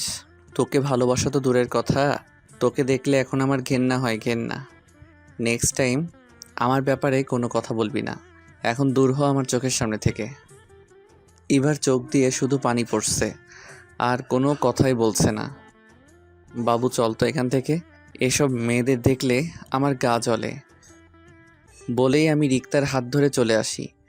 ইভার সাথে খারাপ ব্যবহার করে আমারও ভালো লাগছে না, তাই রিক্তাকে নিয়ে একটা পার্কে বসি। সরি রে, আমার জন্য এত কিছু হলো আজ। কি বলছিস তুই? আমি সরি, আমার জন্য তোকে এত কথা শুনতে হলো। আর থাপ্পড়টা ওর পাওনা ছিল। তারপরও ইভাকে থাপ্পড় মারাটা তোর উচিত হয়নি। কোনটা উচিত আর কোনটা উচিত না সেটা তোকে বুঝতে হবে না। আমার সামনে তোকে বাজে কথা বলবে আর আমি বসে থাকবো? আচ্ছা বাপ হয়ে এখন এসব বাদ দে, বাদাম খাবো, বাদাম নিয়ে আয়। আচ্ছা তুই বস, আমি আনতেছি। তারপর কিছু বাদাম এনে খেতে খেতে কিছুক্ষণ আড্ডা দেই। বিকাল হয়ে গেছে, তাই রিক্তাকে তার বাসায় নামিয়ে দিয়ে আসি। কোনো কিছু ভালো লাগছে না, তাই বন্ধুদের শিমুলতলি আসতে বলি আড্ডা দিতে। বন্ধুদের সাথে আড্ডা দিয়ে রাতে বাসায় ফিরি। দরজায় কলিং বেল দিতেই ইভা এসে দরজা খুলে দেয়। খুব খিদা পেয়েছে, খেতে দে। দুপুরেও খাইনি, তাই খুব খিদা লাগছে। আচ্ছা ফ্রেশ হয়ে আসো, আমি খাবার দিচ্ছি। ফ্রেশ হয়ে খাবার খেয়ে দুইজন রুমে গেলাম। শোনো, তুমি চাইলে খাটে ঘুমাতে পারো। তোর সাথে ঘুমানোর ইচ্ছা আমার নাই বলেই বেলকনিতে গিয়ে রিক্তাকে বলে দিলাম। তোর বউ কি করে রে? কি আর করবে, খাটে বসে বসে চোখের জল ফেলছে। কলেজের ব্যাপারে তোকে কিছু বলেছিল? না, কিছুই বলেনি, তবে বাসায় আসার পর থেকে তুমি করে বলতেছে। বলেছিলাম না তোর জন্য পাগল হয়ে যাবে তোর বউ। আচ্ছা শোন, আমার ব্যাপারটা মনে থাকে যেন। মনে থাকবে। তুই আমার এত বড় উপকার করলি, তোর কথাটা আমি রাখবো না? আচ্ছা আমার ঘুম পাচ্ছে, রাখি। ওকে, শুভরাত্রি বলে কলটা কেটে দিলাম। বেলকনিতে থেকে রুমে এসে দেখি ইভা শুয়ে শুয়ে কী জানি ভাবছে। আমি সেই দিকে খেয়াল না দিয়ে সোফায় শুয়ে পড়লাম। কখন যে ঘুমিয়ে গেছি মনে নেই। মাঝরাতে হঠাৎ কারো শব্দে ঘুম ভেঙে গেল। আমি চেয়ে দেখি ইভা আমার পায়ে মাথা রেখে কান্না করতেছে আর বলছে, সরি শাওন, তুমি যখন আমার কাছে ছিলে তখন আমি তোমায় বুঝতে পারিনি, কিন্তু আজ তোমাকে হারিয়ে আমি বুঝেছি তুমি আমার ভেতর কতটা জুড়ে ছিলে। এখন তোমাকে হারিয়ে বুঝেছি আমি তোমাকে কতটা ভালোবাসি। ভালোবাসার মানুষের অবহেলা যে কতটা কষ্টের এখন আমি বুঝতেছি। তোমাকে খুব অবহেলা করেছি সেই ছোটবেলা থেকে। এখন আমি বুঝতে পারছি তুমি কতটা কষ্ট পেয়েছো। তুমি শুধু একবার ফিরে আসো, আর কোনো দিন তোমাকে হারাতে দিব না। ইভার কথা শুনে খুব ইচ্ছে করছিল ইভাকে জড়িয়ে ধরে বলি, ভালোবাসি তোমায়, খুব ভালোবাসি। কিন্তু না, এখন কিছু বলা যাবে না। তাই আবার ঘুমিয়ে গেলাম। সকালবেলা ইভার ডাকে ঘুম ভাঙল। কি, আমাকে একটু শান্তিতে ঘুমাতেও দিবে না? অনেক বেলা হয়েছে, ওঠো, আর তোমার জন্য কফি বানিয়ে এনেছি, না হলে কফি ঠান্ডা হয়ে যাবে। আজ সূর্য কোন দিক দিয়ে উঠল, তুই আমার জন্য কফি করে আনলি? বারে, আমার বরের জন্য আমি কফি বানিয়ে আনতে পারি না? কি বলছিস, তোর বর? ভুলে যাস না, আর 3 মাস পর আমাদের ডিভোর্স হয়ে যাবে। তুই আমাকে কি ডিভোর্স দেস? আমিও দেখে নেব। কিছু বললি নাকি? না, কিছু বলিনি। আচ্ছা এখন কফিটা নাও। আমি ঘুম থেকে উঠে কফিটা খেয়ে ওয়াশরুমে গেলাম ফ্রেশ হতে। ইভার চিল্লাচিল্লিতে ওয়াশরুম থেকে বের হলাম। কি হয়েছে, এভাবে চেঁচাচ্ছিস কেন বলে ফ্লোরের দিকে তাকিয়ে দেখি আমার মোবাইলটা ভেঙে পড়ে আছে। হায় আল্লাহ, এটা কি করলি? আমার মোবাইলটা ভাঙলি কেন? এই তোর মোবাইলে মেয়েদের এত কল কিসের? ইভার আমার কলার ধরে কথাটা বলল। আমি ভাঙা মোবাইলটা হাতে নিয়ে দেখি রিক্তা কল দিয়েছিল। কই এত মেয়ে, রিক্তাই তো কল দিয়েছিল। আর তুই তো জানিস রিক্তা আমার জিএফ। আর তুই কি রিক্তাকে উল্টাপাল্টা কিছু বলেছিস? কি বলেছি তা ওই ডাইনিটার কাছ থেকে জেনে নিস। তাহলে জেনে নিন ইভা কি বলেছিল। আমি যখন ঘুম থেকে উঠে রিক্তাকে একটা SMS পাঠিয়েছিলাম কল দেওয়ার জন্য, আর এটাও বলেছিলাম যে কলটা ইভা ধরবে। আমি ইভাকে জ্বালানোর জন্য রিক্তাকে দিয়ে কলটা করাই। ইভা কল রিসিভ করতেই, বাবু তোমার ঘুম ভাঙলো? শোন, রাস্তা করার দরকার নেই, তাড়াতাড়ি কলেজে চলে আসো, আমি তোমার জন্য বিরিয়ানি রান্না করে আনবো। এই মেয়ে, তোর সমস্যা কি? আমার স্বামীর জন্য আমি থাকতে তুই রান্না করে আনতে যাবি কেন? কি বললি? তোর স্বামী শাওন তো তোকে ডিভোর্স দিয়ে আমাকে বিয়ে করবে, আর 3 মাস পর। শোন ডাইনি, আমার স্বামীর দিকে তুই যদি চোখ তুলেও তাকাস তাহলে তোর চোখ আমি তুলে নেব। আমি কি করে বসে বসে আঙুল চুষবো? শাওন, শুধু আমার কথাটা মনে রাখিস। ইভা আর কিছু না বলে আছাড় দিয়ে আমার স্বাদের মোবাইলটা ভেঙে ফেলে। এই যা, এইটুকুর জন্য আমার মোবাইলটা ভেঙে ফেললো। আমি আর কিছু না বলে রেডি হয়ে নিচে গেলাম নাস্তা করতে। নাস্তা করে আমি যথারীতিতে ইভাকে রেখে কলেজে গেলাম। গিয়ে দেখি বন্ধুরা বসে আড্ডা দিচ্ছে, তাই তাদের সাথে বসলাম। কিরে, তোর কি অবস্থা? আজকাল তো ক্যাম্পাসে আমাদের সাথে বসিসই না, তা আজ কি মনে করে? তোরা তো জানিস আমি একটা মিশনে আছি। তো শুনি আপনি কি মিশনে আছেন? আরে তুই আয়, বস বস। বসবো না। শাওন, চল না, ফুচকা খাবো। চল ক্যান্টিনে। ক্যান্টিনে না, বাইরে রাস্তায় দাঁড়িয়ে খাওয়ার মজাই আলাদা। আচ্ছা চল। কি আর করার, রিক্তাকে নিয়ে কলেজের সামনে মরে গেলাম ফুচকা খেতে। হঠাৎ সামনে যেয়ে দেখি ইভা রিক্সা করে কলেজের দিকে আসতেছে। ইভাকে দেখে আমি, হ্যাঁ করো তো বাবু। কিরে, হঠাৎ রাস্তার মধ্যে তোর এত প্রেম আসলো কোথা থেকে? পিছনে তাকিয়ে দেখো। রিক্তা পিছনে তাকিয়ে দেখে ইভা। তাই তো বলি, এত প্রেম আসলো কই থেকে? ইভাকে দেখে রিক্তা আমাকে আর আমি রিক্তাকে ফুচকা খাইয়ে দিতে লাগলাম। আমাদের প্রেম দেখে ইভা রিক্সা হতে নেমে আমার হাত থেকে ফুচকার প্লেটটা নিয়ে একটা আছাড় মারলো। কি হচ্ছে এসব? এটা রাস্তা, সো আস্তে কথা বলো। তোকে না বললাম এই ডাইনির সাথে না যেতে? তাহলে তুই তার সাথে কি করছিস? দেখিস না দুইজন প্রেম করছি, তুই তো এসে দিলি সব শেষ করে। তুই আজ বাসায় আয়, তোর মজা দেখাবো। এতদিন তোকে কিচ্ছু বলি নাই, তাই লাই পেয়ে গেছিস। বলেই ইভা রাগে ফুঁসতে ফুঁসতে রিক্সায় উঠে বাসার দিকে চলে গেল। এই, তুই ইভাকে এত রাগালি কেন? এমনিতেই এখন না আমার ইভাকে রাগাতে ভালো লাগে। হা হা হা হা। আচ্ছা, তুই ইভাকে সত্যিটা কবে বলবি? ইভার জন্মদিন সামনে মাসের 8 তারিখ। ভাবছি ইভাকে সেই দিব, সারপ্রাইজ দিব, সবটা বলে নতুন করে আবার প্রপোজ করব। তার মানে আরও 1 মাস ইভাকে কষ্ট দিবি? জি মহারানী, আমিও কম কষ্ট পাইনি। এখন চলো, ক্লাস করতে হবে। ফুচকার বিল দিয়ে আমি আর রিক্তা বাইকে করে কলেজে চলে আসি। বাইকটা রেখে আমি আর রিক্তা ক্লাসে চলে যাই। কলেজ ছুটির পর আমি রিক্তাকে তার বাসায় নামিয়ে দিয়ে আমি বাসায় চলে আসি। বাসায় কলিং বেল দিতেই মা এসে দরজা খুলেই আমার কানটা ধরে বলতে লাগলো, ইভাকে তুই নাকি মেরেছিস আর তাকে নাকি রাস্তায় নামিয়ে দিয়েছিস। ইভা যে এতদিন রিক্সা করে কলেজে যায় মা জানে না। মা আমি তো কিছু করিনি। তাহলে মেয়েটি কলেজে না গিয়ে রুমে এসে কান্নাকাটি করছে কেন? কখন থেকে ডাকছি, দরজা খুলছে না। তুই যা, তোর আমার বাড়িতে জায়গা নেই। তুমি না আমার লক্ষ্মী মা, আমার সোনা মা, এরকম করছো কেন? তোমার এই দুধের বাচ্চাটা কই যাবে বলো? জায়গা নেই বলছি, মানে জায়গা নেই, ব্যাস। বলেই মুখের উপর দরজাটা লাগিয়ে দিল। যা শালা, এখন আমি কি করি? যাই বন্ধুদের সাথে আড্ডা দেই। রাতে বাবা বাসায় আসলে তখন বাসায় আসবো। বন্ধুদের সাথে আড্ডা দিয়ে রাতে 10টায় আবার বাসায় আসি। কলিং বেল দিতেই মা দরজা খুলে দেয়। আমাকে দেখেই মা জড়িয়ে ধরে। আমি হতবাক হয়ে যাই। তোকে একটু বকা দিয়েছি বলে কি আমাদের ছেড়ে চলে যাবি? মা তুমি কাঁদতেছো কেন? আমি তো কোথাও যাইনি। তুই বল, কোনো দিন এরকম করবি না। ঠিক আছে, আর এরকম করব না। সেই সকাল থেকে না খাওয়া চেহারার কি করেছিস দেখ। তোর জন্য ইভাও কিছু খায়নি। যা, ইভাকে নিয়ে খেতে আয়। আমি রুমে গিয়ে দেখি ইভা শুয়ে শুয়ে কান্না করছে। ইভার কান্না দেখে আমার ভিতরটা পুড়ে যাচ্ছে। না, আর মেয়েটাকে কষ্ট দেব না। তাকে কষ্ট দিয়ে তো আমি সুখে নাই, আমিও তো তার দ্বিগুণ কষ্ট পাচ্ছি। কি হয়েছে, এভাবে কান্না করছিস কেন? সেটা তোমাকে জানতে হবে না। আচ্ছা চল, সকাল থেকে নাকি কিছুই খাওনি?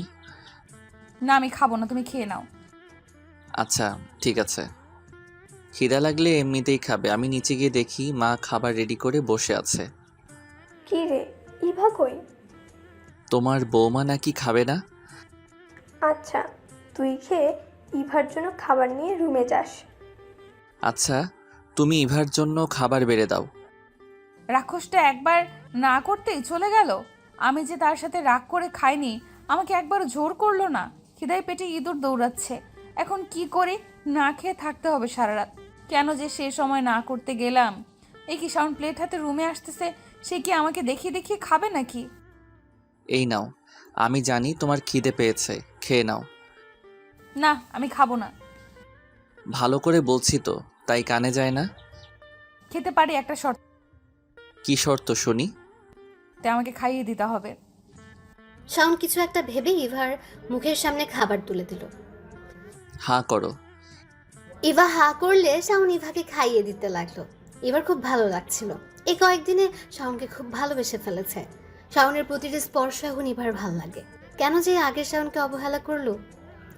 ইভাকে খাইয়ে দিয়ে ইভার মুখটা মুছে দিয়ে প্লেটটা টেবিলে রেখে দিলাম। মনে মনে ভাবছি মেয়েটা সত্যি আমাকে খুব ভালোবাসে। শাওন, তুমি কি সত্যি আমাকে ডিভোর্স দিয়ে দিবে? কেন, তুমি ডিভোর্স চাও না? না, আমি ডিভোর্স চাই না। সেদিন আমি এমনিতেই রাগে ডিভোর্সের কথা বলেছিলাম। এ ব্যাপারে আমরা পরে কথা বলি বলে আমি সোফায় শুয়ে পড়লাম। সকালবেলা ইভার ডাকে ঘুম ভাঙলো। ফ্রেশ হয়ে নাস্তা করলাম। কলেজে যাওয়ার জন্য রেডি হচ্ছি। এমন সময়, চলো না, আজ আমরা ঘুরতে যাই। অনেক দিন হলো তোমার সাথে ঘুরতে যাই না। না, আজকে রিক্তাকে নিয়ে মুভি দেখতে যাব। আজকে সময় নেই। আমি এমনিতেই বানিয়ে বললাম। রিক্তার কথা বলাতে ইভার মনটা খারাপ হয়ে গেল। শুধু রিক্তা রিক্তা রিক্তা, কি আছে এই মেয়ের মধ্যে যা আমার মধ্যে নেই? রিক্তাকে আমার থেকেও বেশি সুন্দরী। রিক্তার মধ্যে কি আছে শুনতে চাও? রিক্তা তোমার মতো অহংকারী না। রিক্তার ভালো একটা মন আছে, যা তোমার মধ্যে নেই। তাছাড়া রিক্তা আমাকে খুব ভালোবাসে। কি পেয়েছি তোমাকে ভালোবেসে বলতে পারবে? চড় থাপ্পড় ছাড়া। সেই ছোটকাল থেকে তোমাকে ভালোবেসেছি, বিনিময়ে কি পেয়েছি? শুধুই অবহেলা। এখন আমাকে একটু শান্তিতে থাকতে দাও। ইভার দিকে চেয়ে দেখি শুধুই চোখের জল ফেলছে, আর কিছুই বলছে না। শোন, আমার সামনে এসব ন্যাকা কান্না করবে না। এসব আমার একদম পছন্দ না। এদিকে ইভা ভাবছে আগে শাওন তাকে কত ভালোবাসতো, তার জন্য কত কি করতো। তার মন খারাপ দেখলে সহ্যই করতে পারতো না, তাকে হাসানোর কত চেষ্টা করতো। সেই শাওন এখন বলছে তার কান্না নাকি নেকি কান্না। এসব ভেবে ইভা হাউ মাউ করে কেঁদে উঠল। আমি তাড়াতাড়ি করে ইভার মুখটা চেপে ধরি। মা শুনতে পারলে আজ আমার খবর আছে। কালকে কোনো রকম বেঁচে গেছি। ইভা প্লিজ কান্না থামাও। মা শুনতে পারলে আমাকে মেরে ফেলবে। ইভা কান্না থামালো, কিন্তু মাঝে মধ্যে ফুপাচ্ছে আর চোখের জল ফেলছে। যতই হোক ইভাকে ভালোবাসি তো, তাই ইভার সামনে বসে ইভার চোখের জল মুছে দিয়ে বললাম, সরি। আচ্ছা চলো, আজ আমিও তোমার সাথে রিক্সা করে কলেজে যাব। ইভা কান্নামাখা কণ্ঠে বলল, না, তুমি যাও, আমি কলেজে যাব না। আমি আর কিছু না বলে কলেজে চলে গেলাম। আমি জানি ইভা এখন দরজা লাগিয়ে শুয়ে শুয়ে কান্না করবে। করুক, তাতে আমার কি? আমিও তো ইভার জন্য কম কান্না করিনি। কলেজে এসে কিছুই ভালো লাগছে না। না, আজ ইভার সাথে একটু বেশি করে ফেলেছি। কিরে, কখন থেকে দেখছি মন খারাপ করে বসে আছিস? কিছু কি হয়েছে? তেমন কিছু না, এমনি মন খারাপ। আমরা কি তোর আপন কেউ? আমাদেরকে বলবি? এখন তো তোর রিক্তাই আপন। তুইও শুরু করলি? আচ্ছা শোন। তারপর সবটা বললাম ওদের। ইভা তো এখন তোকে ভালোবাসে, তাহলে তাকে বলে দিচ্ছিস না কেন? ভাবছি ইভার জন্মদিনের ইভাকে সারপ্রাইজ দিব। তুই যা ভালো মনে করিস। আচ্ছা এখন চল ক্লাসে যাই। তারপর সবাই ক্লাসে চলে গেলাম। কলেজ ছুটির পর বাসায় এসে কলিং বেল দিতেই মা দরজা খুলে দেয়। রুমে এসে দেখি ইভা রুমে নেই, হয়তো বেলকনিতে হবে। আমি ফ্রেশ হয়ে বেলকনিতে গেলাম, সেখানেও ইভা নেই। ছাদে গেলাম, ছাদেও ইভা নেই। তাই তাড়াতাড়ি করে মার কাছে গেলাম। মা, ইভা কই? ইভা তো ইভাদের বাড়ি গেছে। আমি রুমে গিয়ে দেখি মায়ের জন্য নাকি কান্না করছে, তাই বললাম কয়েকদিন মায়ের কাছে থেকে আসতে। ও আচ্ছা। তুইও যা, তুইও তো বিয়ের পর শ্বশুরবাড়ি যাসনি। আচ্ছা ঠিক আছে। আমি রুমে গিয়ে ফ্রেশ হয়ে কিছুক্ষণ রেস্ট নিয়ে বিকালের দিকে শ্বশুরবাড়ি গেলাম। দরজায় কলিং বেল দিতেই সুমা এসে দরজা খুলে দেয়। সুমা ইভার ছোট বোন। কি দুলা ভাই, আপুকে ছাড়া বুঝি ভালো লাগছিল না, তাই আপু আসতে না আসতেই চলে এসেছেন? আরে না শালিকা, আমি আসছি। তোমার জন্য কতদিন তোমাকে দেখি না। হয়েছে, আর পাম দিতে হবে না আমাকে। এলো রে সুমা। মা, দুলা ভাই এসেছে। বাবা কেমন আছো? জি মা ভালো, আপনি কেমন আছেন? তো বাবা, বাড়ির সবাই ভালো আছে তো? জি মা, সবাই ভালো আছে। বাবা উপরে যাও, ইভা রুমেই আছে। আমি ইভার রুমের সামনে এসে আসতে পারি? ইভা আমার দিকে তাকিয়ে শোয়া থেকে উঠে বলল, তুমি কখন এলে? আর বাইরে দাঁড়িয়ে আছো কেন? ভেতরে আসো। আমি ভিতরে গিয়ে সোফায় বসলাম। তুমি ফ্রেশ হয়ে নাও, আমি তোমার জন্য কফি বানিয়ে আনছি। আমি ফ্রেশ হয়ে এসে দেখি ইভা কফি নিয়ে দাঁড়িয়ে আছে। এই নাও। আমি কফিটা নিয়ে বেলকনিতে দাঁড়িয়ে কফি খাচ্ছি। ইভার রুমের বেলকনিটা খুব সুন্দর। বেলকনিতে কয়েক ধরনের ফুলের গাছ আছে, খুব সুন্দর দেখতে। সুমা মনে হয় এগুলো দেখাশোনা করে। বেলকনিতে খুব সুন্দর মনোরম পরিবেশ একটা। আমি কফি খাচ্ছি আর মনোরম সৌন্দর্য উপভোগ করতে লাগলাম। অর্ধেক কফি খেতেই হঠাৎ ইভা এসে ছো মেরে কফিটা খেয়ে গেল। এটা কি হলো? তোমার আর খেতে হবে না, বাকিটা আমি খাবো। বলে ইভা কফিতে চুমুক দিল। আজব তো, নিজের জন্য একটা বানিয়ে আনলেই তো পারে, আমারটা নিয়ে গেল। আমি আর সেখানে দাঁড়িয়ে না থেকে রুমে এসে পড়লাম। রুমে এসে একা একা ভালো লাগছে না, তাই গল্প লিখতেছিলাম। দুলাভাই রুমে কার সাথে এত চ্যাটিং করেন? আমি সামনে তাকিয়ে দেখি সুমা। চ্যাটিং করি না শালিকা, গল্প লিখছিলাম। এখন গল্প লিখতে হবে না, চলেন ছাদে যাই, আড্ডা দিব। আপু তুইও চল না। তারপর ছাদে তিনজন বসে আড্ডা দিলাম। সুমা মেয়েটা না খুব মিশুক, এত কথা বলতে পারে মেয়েটা। কথা বলতে শুরু করলে থামতেই চায় না। শাশুড়ি আম্মা ছাদে এসে ডেকে গেছেন রাতের খাবার খাওয়ার জন্য, তাই নিচে চলে যাই। নিচে গিয়ে খাবার টেবিল দেখে তো আমার চোখ কপালে উঠে গেল। এত খাবার! খাবার দেখে মনে হচ্ছে এই বাড়িতে থেকে যাই আজীবন, জামাই আদর পাবো। খেতে বসে তো পড়লাম আরেক বিপদে। কি বাবা, কিছুই তো খাচ্ছ না? এটা নাও ওটা নাও না করার শর্তেও জোর করে দেয়। এত খাবার মনে হয় আমি জীবনেও খাইনি। খাওয়া দাওয়া শেষে রুমে চলে আসি। এই তোমার মা কি আমাকে মারার প্ল্যান করছে নাকি? ইভা আমার দিকে অবাক হয়ে তাকিয়ে আছে। জোর করে এত খাবার খাওয়ালো, আমার খুব ক্লান্ত লাগছে। আচ্ছা একটা বালিশ দাও, আমি ঘুমাবো। শোনো, তুমি খাটে ঘুমাও, আমি সোফায় থাকি। না থাক, তুমি খাটে থাকো। আমাদের বাড়িতে এসে তুমি সোফায় থাকবে তা হয় না। তোমার সোফায় থাকা অভ্যাস নাই, তুমি থাকতে পারবে না। আচ্ছা ঠিক আছে, আমরা দুজনেই খাটে থাকি, মাঝখানে কোলবালিশ থাকবে। আচ্ছা ঠিক আছে বলে আমি খাটে একপাশে শুয়ে পড়লাম। সকালবেলা ঘুম ভাঙতেই আমার বুকে ভারী কিছু একটা অনুভব করলাম। চোখ খুলে দেখি ইভা আমার বুকে মাথা দিয়ে শুয়ে আছে। তখন যে আমার কি ভালো লাগছিল তা বলে বোঝাতে পারবো না। এই প্রথম ইভার আমার এত কাছে এসেছে। নিজের অজান্তেই ইভাকে আমি জড়িয়ে ধরি। কখন যে আবার ঘুমিয়ে গেছি বলতেই পারিনি। ইভার ডাকে আবার ঘুম ভাঙলো আমার। ইভা একটা মুচকি হাসি দিয়ে বলল, এখন আমাকে ছাড়বে নাকি এইভাবে জড়িয়ে ধরে রাখবে? ও সরি। এই যা খেলাম একটা বাস। কেন? যখন ঘুমিয়ে গেছিলাম। লজ্জায় এখন আমার মাথা কাটা গেল। ইভা ফ্রেশ হয়ে এসে আমার দিকে তাকিয়ে মুচকি একটা হাসি দিল। আমি পুরো লজ্জায় শেষ হয়ে গেলাম। যাও, আর লজ্জা পেতে হবে না, ফ্রেশ হয়ে এসো। মা কয়েকবার ডেকে গেছেন নাস্তা করার জন্য। আমি বিছানা হতে উঠে ফ্রেশ হতে চলে গেলাম। ফ্রেশ হয়ে এসে ইভার সাথে নিচে গেলাম। আমি আর ইভাই শুধু খেতে বসেছি। মনে হয় অন্যরা খেয়ে ফেলেছে।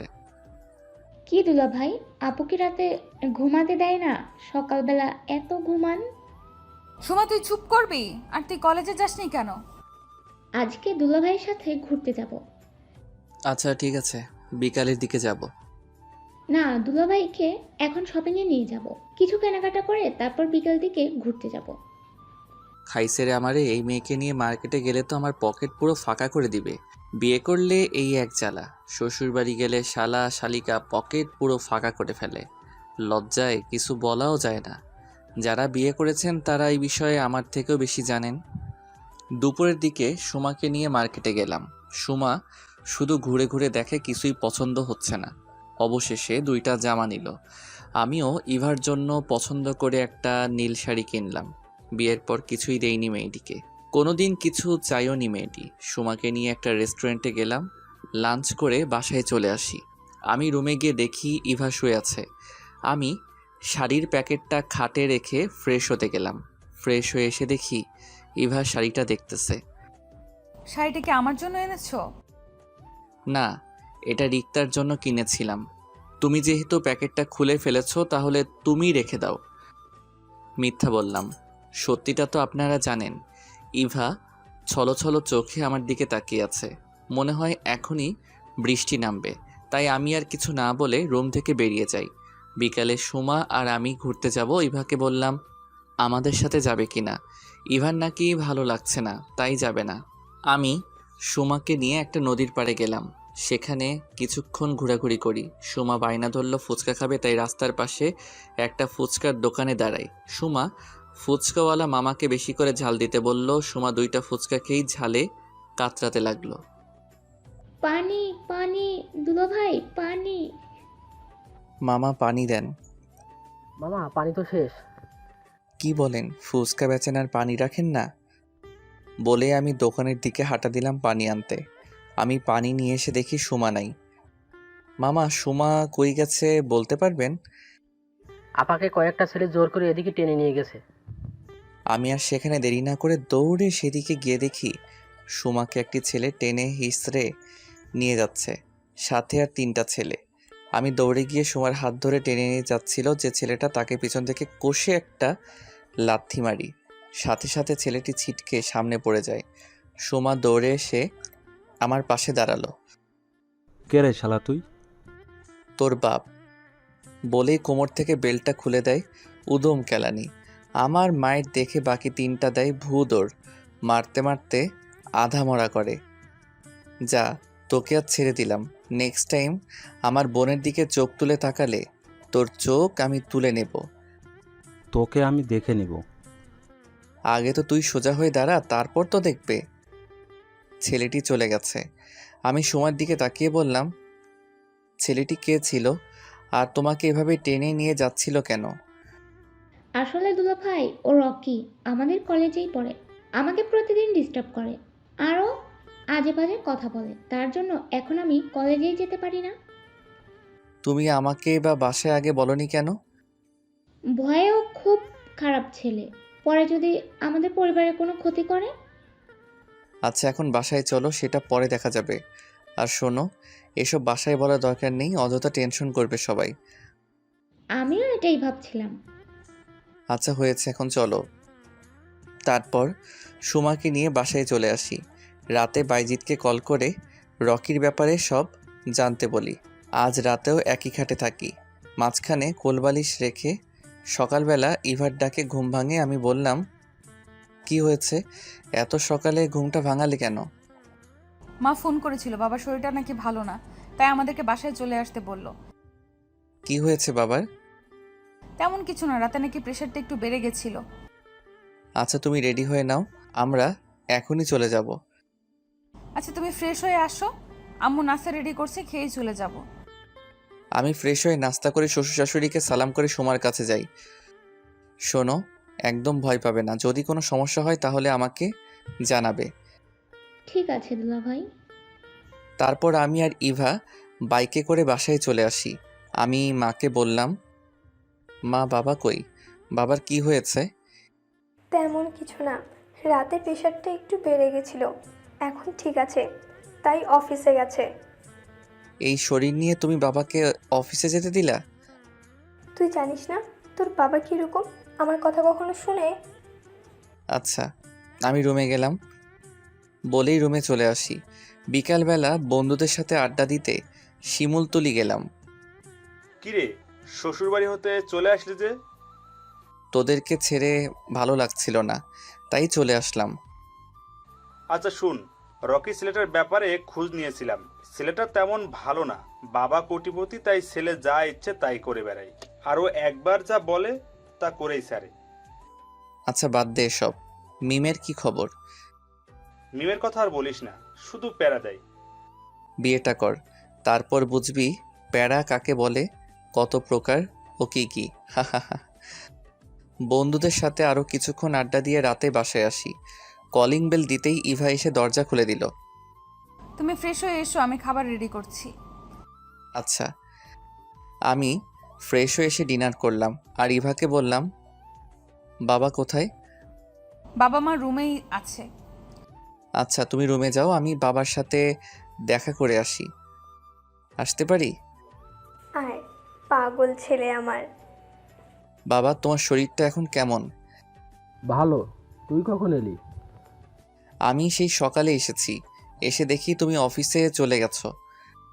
বাবা মার সাথে আরও কিছুক্ষণ আড্ডা দিয়ে রুমে চলে আসি। আমি যে বালিশ নিয়ে সোফায় ঘুমাতে যাব এমন সময়, তুমি খাটেই থাকো। আচ্ছা ঠিক আছে। তারপর আমিও খাটের একপাশে শুয়ে পড়ি। এভাবেই কেটে যায় আরও 15 দিন। এখন আমি আর ইভার সাথে খারাপ ব্যবহার করি না। রিক্তাও কানাডায় চলে গেছেন লেখাপড়ার জন্য। ইভার সাথে আগের মতোই বন্ধুত্ব হয়। ইভাও আমাকে খুব কেয়ার করে। রোজ রাতেই ইভা আমাকে ঘুমের মাঝে জড়িয়ে ধরে। খুব ভালোই কাটছিল আমাদের দিনকাল।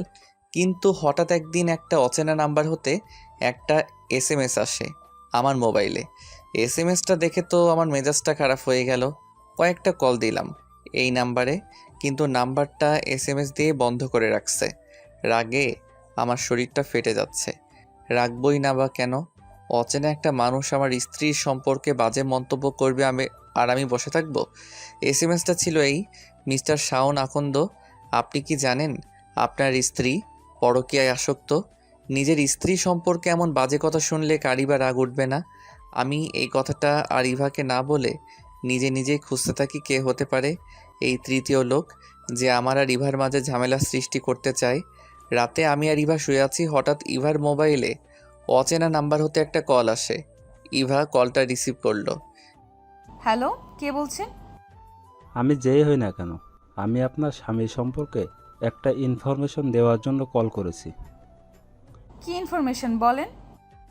আপনি কি জানেন আপনার স্বামী আপনাকে রেখে আর একটা বিয়ে করেছে? হোয়াট? ইভা কথা বলতে বলতে বেলকনিতে চলে গেল।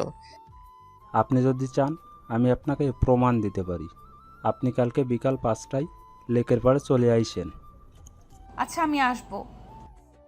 এদিকে আমি ভাবছি ইভা এত রাতে কার সাথে কথা বলে, আর আমার সামনে কথা না বলে বেলকনিতে চলে গেল। নাকি অচেনা লোকটির কথাই ঠিক, না ইভার দিকে নজর রাখতে হবে। ইভা রুমে এসে শুয়ে পড়ল। কারো চোখে কোনো ঘুম নাই। ইভা ভাবছে, শাওন কি সত্যি আর একটা বিয়ে করেছে? লোকটি বললো তো প্রমাণ দিবে। না, কালকে লোকটার সাথে দেখা করলেই সব জানতে পারবো। সকালে ঘুম ভাঙতেই দেখি ইভা রুমে নাই। মনে হয় বাথরুমে হবে।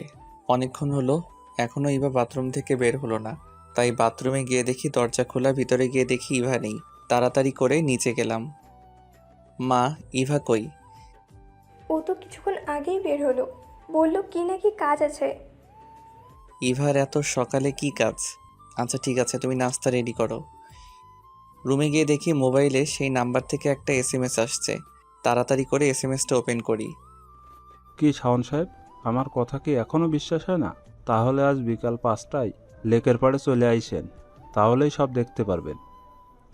SMS-টা দেখে আমার মাথাটা পুরো আউলিয়ে গেল। কি হচ্ছে এসব আমার সাথে? এদিকে ইভা সকাল সকাল বাসা থেকে বের হয়ে গেছে রিক্তার খোঁজ নিতে। আজ কয়েকদিন হয়ে গেল রিক্তাকে দেখছি না। না, আজ রিক্তার খোঁজ নিতেই হবে। আমাকে জানতেই হবে রিক্তা কোথায়। আর রিক্তা ছাড়া তো আর শাওনকে কোনো মেয়ের সাথে দেখিনি। ইভা রিক্তার খোঁজ নিয়ে জানতে পারে রিক্তা দেশের বাইরে চলে গেছে লেখাপড়ার জন্য। ইভা মনে মনে ভাবে, রিক্তা যদি দেশের বাইরেই চলে যায় তাহলে শাওন কাকে বিয়ে করলো আর কে হতে পারে? না, লোকটির সাথে বিকেলে দেখা করতেই হবে। যেই হোক, বিকেলে লোকটির সাথে দেখা করলেই তো জানতে পারবো। ইভা বিকেল 5টায় লেকের পাড়ে অচেনা লোকটার সাথে দেখা করতে যায়। অচেনা লোকটি ইভার হাতে কয়েকটি কাগজ দেয়।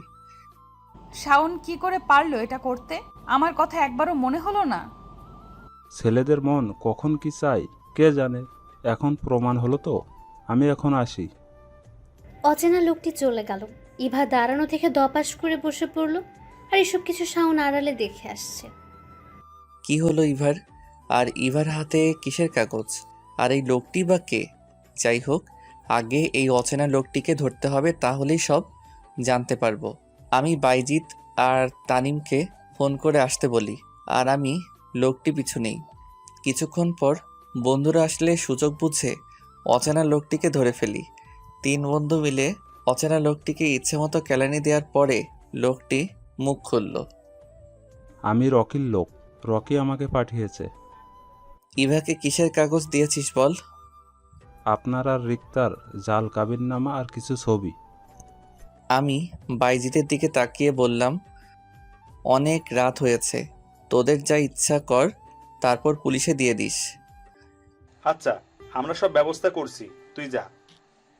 আমি রাত 10টায় বাসায় ফিরি। দরজায় কলিং বেল দিতেই মা এসে দরজা খুলে দেয়। আমি যেই ঘরে ঢুকবো ঠাস ঠাস করে 2টা থাপ্পড় বসিয়ে দেয় মা। তুই এক্ষুনি বাসা থেকে বেরিয়ে যা, তোর মতো কুলাঙ্গারের এই বাসায় জায়গা নেই। মা আমি কি করেছি বলবে তো? কি করেছি মানে? তুই জানিস না তুই কি করেছিস? মা আমি সত্যিই জানি না।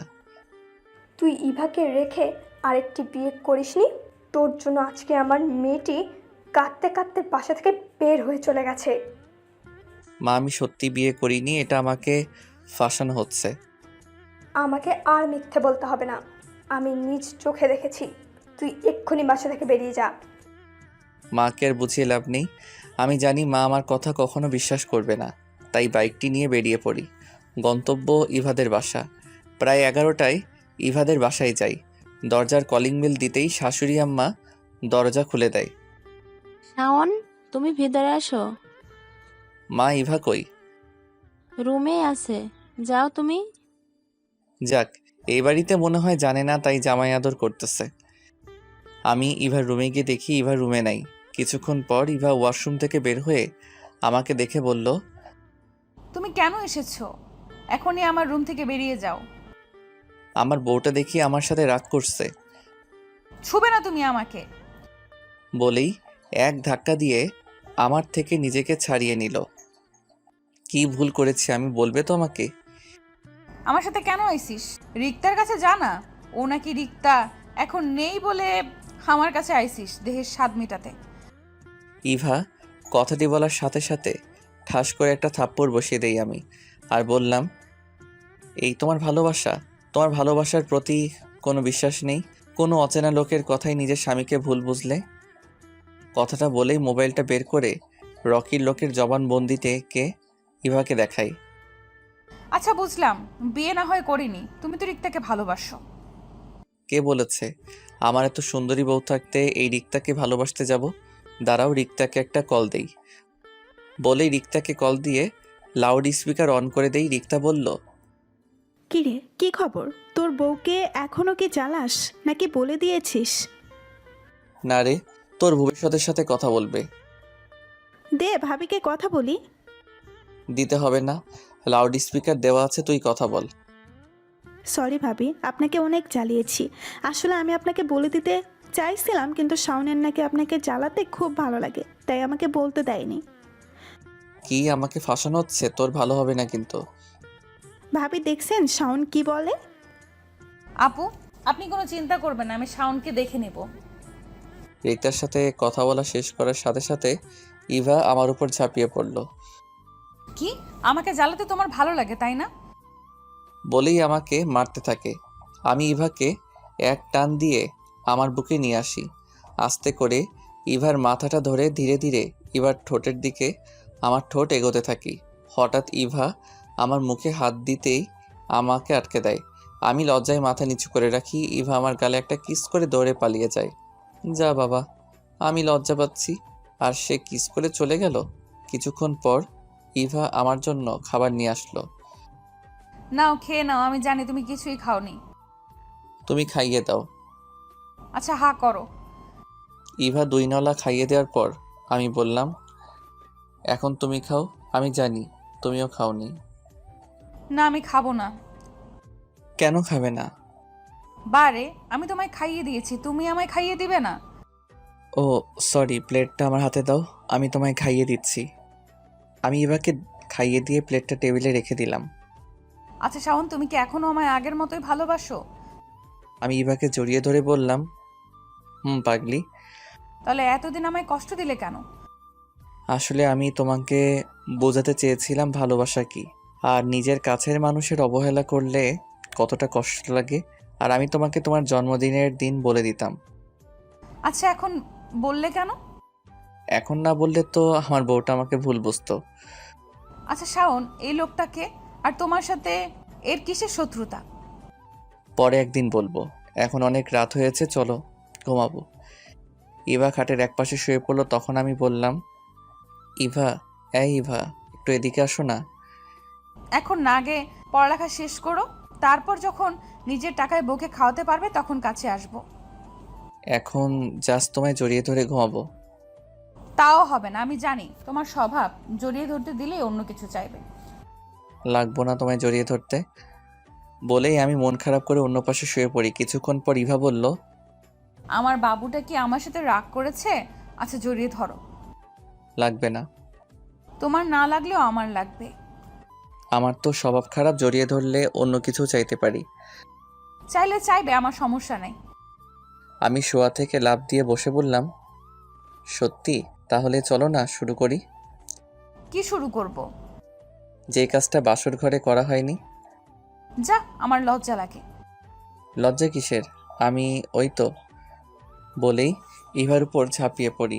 ইভার গলায় হালকা একটা কামড় দিতেই ইভার পুরো শরীর লাল হয়ে যায়। প্রথমে গলায় কিস করি, তারপর গালে, আস্তে আস্তে ইভার ঠোঁটে আসি। পুরো 15 মিনিট ইভার ঠোঁট দুটি আমার দখলে ছিল। এভাবে কেউ কিস করে? আর কিছুক্ষণ হলে তো দম বন্ধ হয়ে মারাই যেতাম। কি করবো বলো?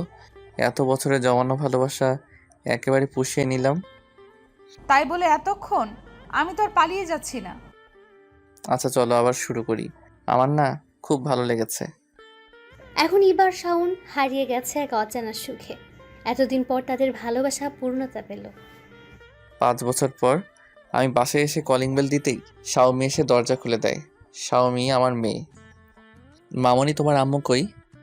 আব্বু, আম্মু রুমে আছে, তুমি যেও না, আম্মু খুব রেগে আছে। তো মামনি, আমি যদি না যাই তাহলে তোমার আম্মুর রাগ ভাঙাবে কে? আমি শাওমিকে কোলে নিয়ে রুমে গেলাম আর বললাম, আমার বউটা দেখি আমার সাথে রাগ করে আছে। তুমি ছুবে না আমায়। তুমি এখন আমাকে আর ভালোবাসো না। তুমি তোমার মেয়েকে পেয়ে আমাকে ভুলে গেছো। কে বলেছে তোমাকে ভালোবাসি না? এসো একটু আদর করে দেই। আমি ইভার গালে একটা কিস করি, তখন আমার মেয়ে বলে, আব্বু, আমাকেও একটা পাপ্পি দাও।